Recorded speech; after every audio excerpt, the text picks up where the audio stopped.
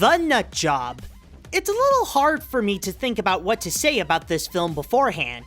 This is a movie made by companies I've never heard of before, and from the looks of it, it doesn't look like it was made by anyone I could recognize. The only names I know outside of the celebrity voices are the international distributors.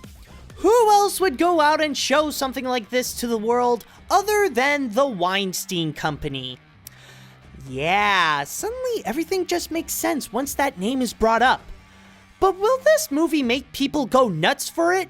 Or is this the kind of film that will make you want to kick someone's nuts for its existence? Let's find out. The story. I think an important note here is that this is based on a 2005 animated short called Surly Squirrel. Made by the same director, Peter Lepeniotis, it's a cops and robbers cartoon where Surly and a rat are robbers trying to take a pizza, and a raccoon with pigeons are the cops. While that's happening, a real robbery is going on, and the short would always contrast the two. It shows that it's a student film, but it's actually pretty good in a Looney Tunes-esque way. When the crew took the cartoon and turned it into a 90-minute feature though, it feels like they changed it for the worst. This is no longer a game of cops and robbers, but more of a heist to go and get nuts.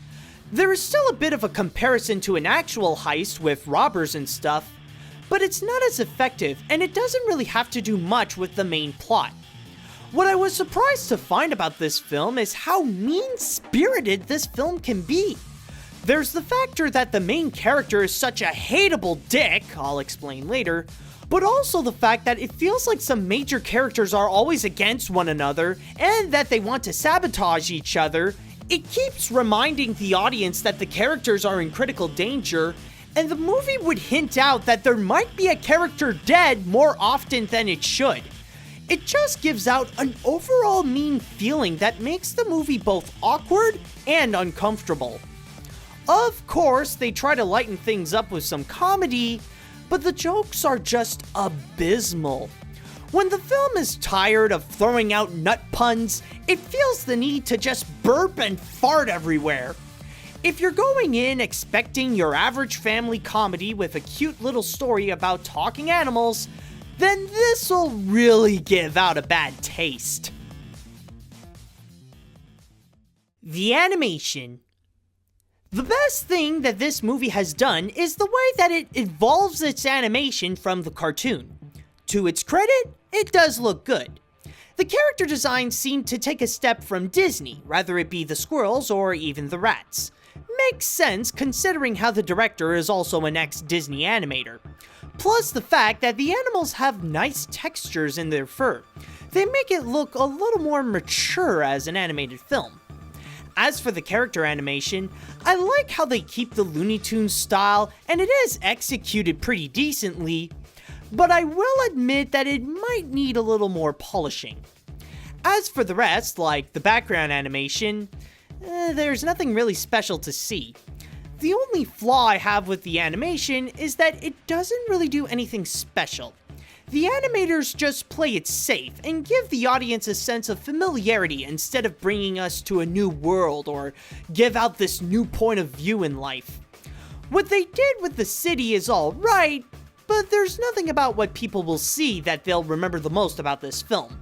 But I wouldn't really blame them on that. I mean, this is their first animated film, and I'm sure they don't want to overdo their introduction. The animation doesn't really do anything to stand out from the others, but what it did in the movie is fine as it is. The characters. If you don't believe me that this is just a mean movie, then may I introduce to you to some of the most despicable group of characters you can find.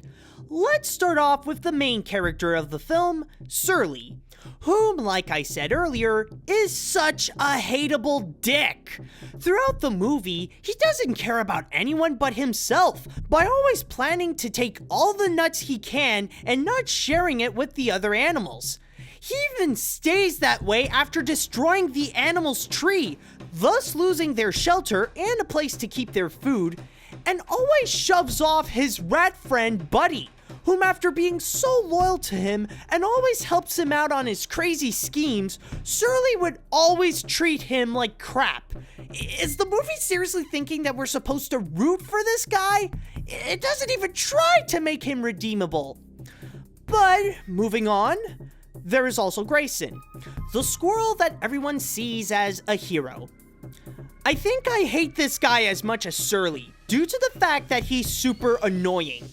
If you have seen Escape from Planet Earth, which I highly doubt, thank God, remember Scorched Supernova? That's practically Grayson. Not just because he's voiced by Brendan Fraser, but also he's an idiot in a bad way that always overacts, and it really gets under my skin. What's worse is that the movie would often hint that he might be gone for the rest of the picture, but then 10 minutes later, he comes back even worse. There's also Raccoon, who's the leader of the animals that just adds in to the unfriendly tone by having such a grudge over Surly. The only redeemable character I can think of in this movie, well, other than Buddy, is Andy. At least she cares about what's right and what's best for the park they live in, even putting up a lot of Surly's crap. As for the rest, I just don't care. They're just useless comedy reliefs that supply the nut puns and the gas. Mole can be funny since he does bring up different material, but that's about it. There are also the human characters, like the robbers. They're not particularly good characters, but they do make you wish that the movie would be more about them than these immature dicks. Having bad characters is one thing, but when they're this hateable, it can be pretty close to making the movie unwatchable.